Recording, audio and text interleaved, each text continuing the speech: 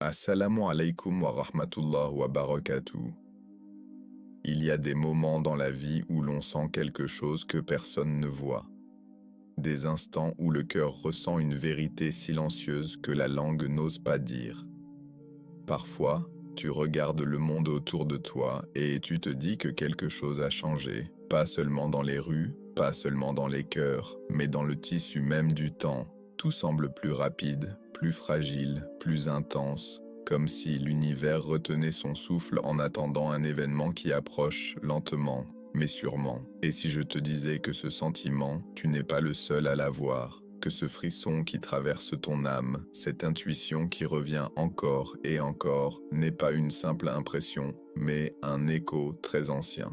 Un écho qui remonte à des paroles prononcées il y a 14 siècles, dans le désert d'Arabie, par celui dont la voix a changé le destin du monde. Imagine une nuit silencieuse, le vent doux traverse les dunes, la lune éclaire les visages des compagnons assis autour du prophète Muhammad, Ils écoutent chaque mot comme si leur vie en dépendait, parce qu'ils savent que ces paroles ne sont jamais ordinaires, jamais hasardeuses, jamais vides. Cette nuit-là, ils parlent d'une époque lointaine, d'un monde où la confusion dominera, où la justice semblera disparaître, où les cœurs seront fatigués et où les croyants chercheront désespérément une lumière. Et dans cette obscurité, il annonce la venue d'un homme humble, un homme juste, un homme choisi par Allah, un descendant de sa lignée, l'imam Mahdi. Mais ce que beaucoup de gens ne réalisent pas, c'est qu'il n'a pas parlé du Mahdi seul. Il a parlé d'un autre événement. Un événement qui fera trembler l'histoire. Le retour d'Issa, As. Celui que le monde connaît comme Jésus. Celui que certains ont oublié. Celui que d'autres ont mal compris. Celui qu'Allah a élevé et qui reviendra, non pas comme un nouveau prophète avec une nouvelle loi, mais comme un serviteur d'Allah prêt à accomplir la dernière partie de sa mission. Et c'est ici que commence l'histoire la moins racontée, la plus mal comprise, la plus profonde, l'histoire de la relation entre l'imam Mahdi et le prophète Isa, As. Une relation dont beaucoup parlent, sans en saisir la beauté, parce que ce n'est pas seulement une collaboration, ce n'est pas une alliance politique, ce n'est pas un partage de rôles, c'est un plan divin, une architecture céleste écrite depuis des millénaires, bien avant ta naissance, bien avant la mienne, bien avant même que la Terre ne soit ce qu'elle est. Imagine maintenant, Jani, le monde tel qu'il sera juste avant leur rencontre. Pas un monde de science-fiction, pas un monde de contes, un monde très réel, un monde semblable au nôtre, mais plus lourd, plus sombre, plus instable.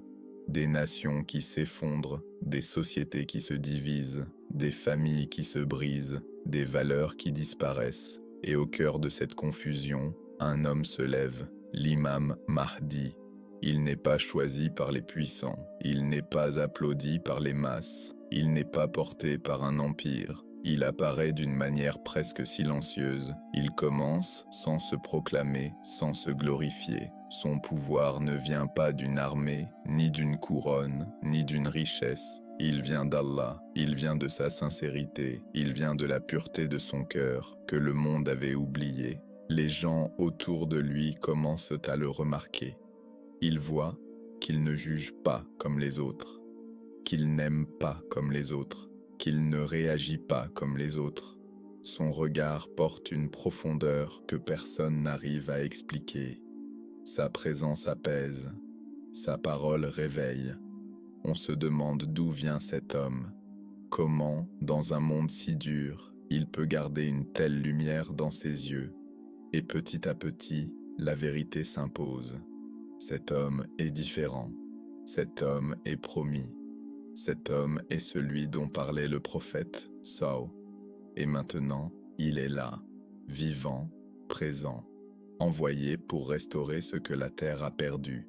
Mais son histoire ne peut pas être complète sans une autre lumière, la lumière d'Isa, As. Parce qu'il y a une chose que très peu comprennent. La mission du Mahdi n'est pas la mission d'un seul homme, ce n'est pas une mission isolée. C'est une mission qui s'inscrit dans le prolongement d'un plan divin qui traverse les siècles. L'islam ne raconte jamais deux histoires séparées. Il raconte une seule histoire, mais en plusieurs chapitres. Et la relation entre Isa, Ahas et le Mahdi est précisément cela. Deux chapitres d'un même livre qui se retrouvent à la fin. Imagine, Jani, l'instant où Isa, Ahas, revient. Ce n'est pas un retour hollywoodien. Ce n'est pas un miracle pour faire peur, ce n'est pas une apparition vague, c'est un retour réel, précis, inscrit dans le temps. Il descend alors que le monde est au bord de l'implosion. Le mensonge règne, le faux messie, Dajjal, trompe les foules. Les cœurs hésitent, les vérités s'inversent. Et dans ce chaos, Allah choisit ce moment pour faire revenir Isa, Ahas. Quand son pied touche le sol, ce n'est pas un simple pas, c'est un rappel que la promesse d'Allah est vraie, que la vérité ne disparaît jamais même si elle semble étouffée, et que la lumière revient toujours. Et maintenant, imagine la scène qui va suivre. Isa, Ahas, marche vers les croyants. Certains pleurent en le voyant, d'autres tremblent. D'autres ne comprennent pas comment un tel moment peut vraiment exister. Et au milieu d'eux, un homme s'avance. L'imam Mahdi. Cet homme humble, que les gens suivaient déjà, se retrouve face à face avec un prophète. Et là, tu t'attends à ce que le Mahdi s'efface, qu'il se recule, qu'il laisse Isa, Ahas, prendre la direction. Mais ce n'est pas ce qui se passe, parce qu'Isa, Ahas, connaît sa place. Il connaît la loi qu'il doit suivre. Il sait que Muhammad, Sao, est le dernier prophète, que le message est complet, que la guidance appartient désormais à la communauté du prophète. Alors, il fait quelque chose que le monde n'oubliera jamais. Il demande à l'imam Mahdi de diriger la prière. Il se place derrière lui. Et il prie en tant que simple croyant. Ce geste n'est pas symbolique. C'est un message. C'est une reconnaissance. C'est une preuve que le Mahdi n'est pas un leader ordinaire. C'est un guide choisi, un guide que même Isa, Ahas respecte dans la structure divine du dernier âge. Et à ce moment précis, le monde change, parce que les anges voient une scène qu'ils n'avaient jamais vue. Un prophète priant derrière un homme guidé, une lumière ancienne rejoignant une lumière nouvelle, deux missions se rejoignant en une seule destinée. Maintenant, imagine les jours qui suivent. Isa, Ahas et l'imam Mahdi ne travaillent pas séparément. Ils ne se divisent pas les tâches, ils agissent ensemble. Le Mahdi rétablit la justice, règle les conflits, protège la Oumma, prépare les nations à la vérité. Isa, Ahas, détruit le mensonge ultime, le Dajjal, répare les croyances corrompues, rappelle au peuple ce qu'ils ont oublié depuis des siècles. Mais ce que beaucoup ne voient pas, c'est l'harmonie silencieuse entre eux. Ils ne se concurrencent pas, ils ne cherchent pas la lumière pour eux-mêmes. Ils avancent dans l'humilité, chacun conscient de son rôle, chacun stabilisant l'autre. Et leur relation devient le symbole le plus clair de la sagesse divine. Allah ne laisse jamais l'humanité seule dans ses dernières épreuves. Il envoie la guidance parfaite, au bon moment, par les bonnes personnes, de la bonne manière. Et peut-être que le plus beau dans cette histoire, ce n'est pas ce qu'ils font, mais ce que leur relation représente. Elle représente un pont entre les époques, un lien entre les communautés, une unité que le monde a toujours cherchée sans jamais la trouver. Quand Isa, Ahas et le Mahdi marchent ensemble, ce n'est pas seulement la fin d'une époque, c'est le début d'une renaissance. Une renaissance où les cœurs se réveillent, où la justice revient, où la vérité redevient claire. Une époque où l'humanité voit enfin ce qu'elle n'avait jamais compris. Que tous les prophètes ont toujours été liés, que leurs messages viennent d'une seule source, et que leur dernière union est la preuve ultime que la lumière d'Allah n'est jamais divisée. Là où notre histoire s'était arrêtée, l'air semblait changer, comme si chaque souffle annonçait quelque chose de plus vaste que tout ce que l'homme peut comprendre. C'était ce moment précis où le monde, silencieux en apparence, cachait pourtant un frémissement, un mouvement invisible, un pas qui approchait, lent mais assuré. Les événements que tu as entendus jusque-là n'étaient qu'une porte entr'ouverte. Maintenant, tu vas entrer dans la pièce entière, là où la relation entre l'imam Mahdi et le prophète Isa, paix sur lui, se révèle non pas comme deux histoires séparées, mais comme deux fils d'un même tissu, tissés depuis des millénaires par la volonté de Dieu. Imagine-toi marcher dans une ville silencieuse, juste avant l'aube. Les rues sont humides, les lanternes vacillent, et pourtant tu sens une chaleur inexplicable dans ta poitrine, comme si quelqu'un t'appelait depuis un endroit que tu n'as jamais vu, mais que ton cœur reconnaît. C'est exactement ce que ressentiront ceux qui, sans même comprendre comment, seront attirés vers le Mahdi, pas par la force, pas par la peur, mais par une vérité qui résonnera en eux comme une mélodie oubliée depuis longtemps. Tu avances, et à chaque pas, tu réalises que le monde est en train de se fissurer. Pas physiquement, mais moralement, spirituellement. Comme si la lumière tentait encore de percer, mais que les ombres devenaient trop épaisses. Dans cette obscurité, un homme se lèvera, pas comme un héros hollywoodien, pas comme un conquérant venu écraser ses ennemis, mais comme quelqu'un qui porte une responsabilité si lourde qu'aucun esprit ordinaire ne pourrait en supporter le poids. Pourtant, ce poids, il l'acceptera, pas pour la gloire, pas pour être reconnu, mais parce que tout en lui saura que c'est le moment. Et c'est là que l'histoire prend une tournure qui dépasse toutes les histoires humaines.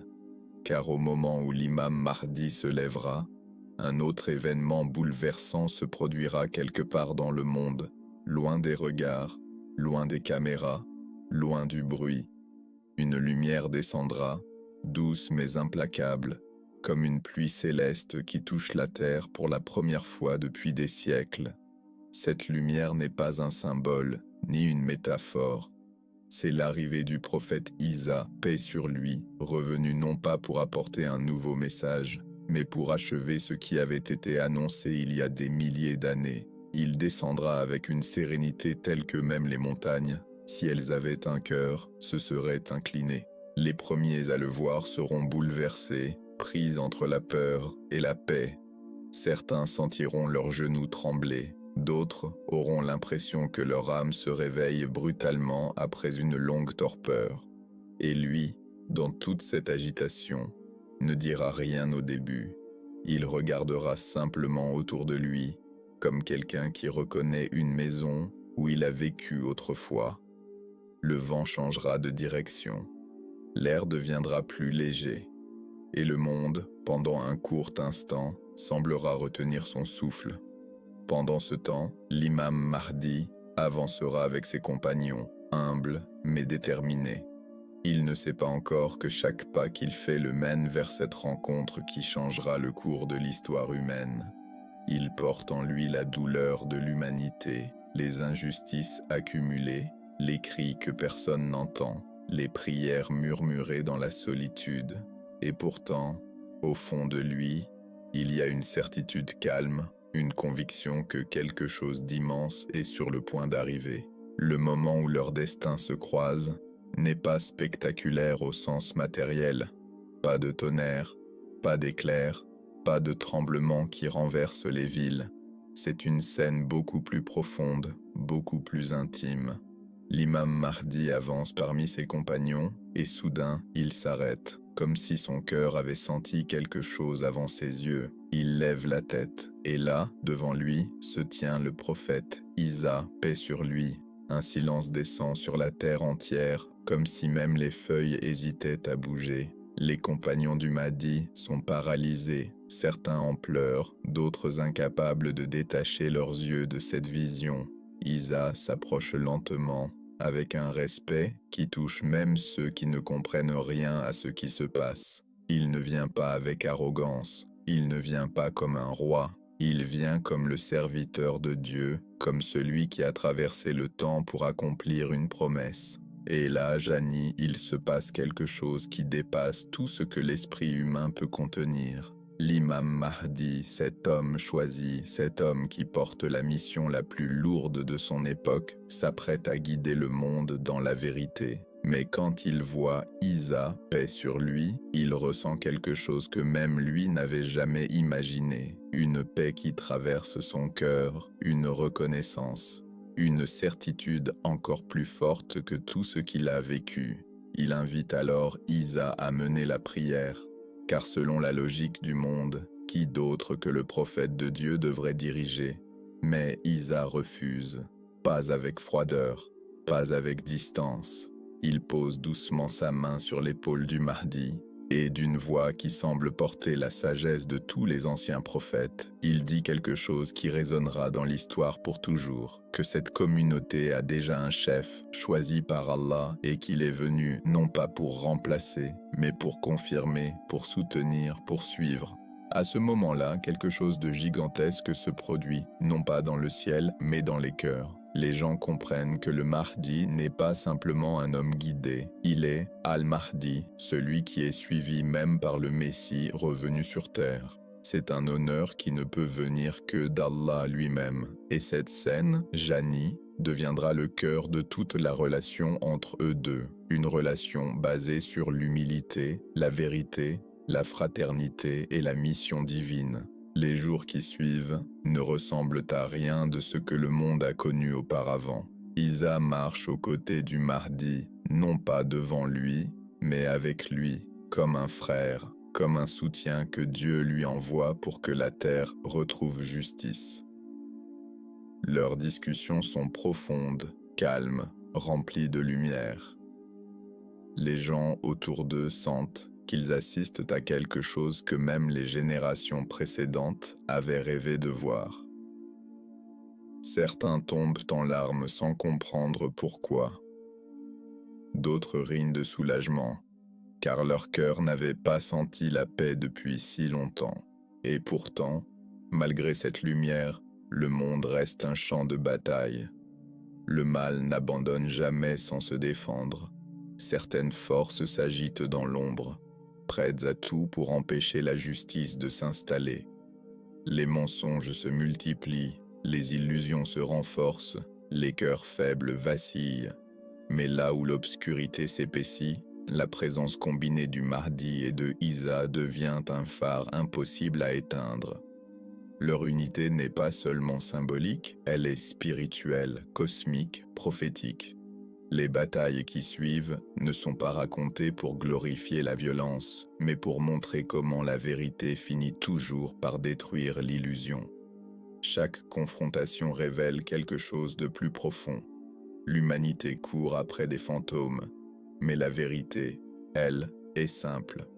Le Mahdi marche en avant, Isa marche à ses côtés, et la terre, lentement mais sûrement, avance vers sa guérison. La mission du Mahdi n'est pas facile. Certaines nuits, même lui ressent le poids du monde. Mais quand il regarde Isa, paix sur lui, il se souvient que Dieu n'abandonne jamais ceux qui marchent dans sa voie. Et lorsque Isa parle, sa voix apaise non seulement les hommes, mais même la terre elle-même, comme si elle reconnaissait celui qui avait été créé sans père, celui dont la naissance avait déjà bouleversé un monde entier. Et Jani, ce qui touche le plus dans toute cette histoire, ce n'est pas la grandeur apparente, ni les miracles, ni les batailles. C'est la façon dont deux hommes, choisis par Dieu, venus de deux époques différentes, se rencontrent dans un moment où l'humanité a le plus besoin d'eux. L'un vient pour finaliser ce qu'il avait laissé, l'autre pour compléter ce qu'il avait commencé. Et ensemble, ils forment une harmonie que même les anges observent avec admiration.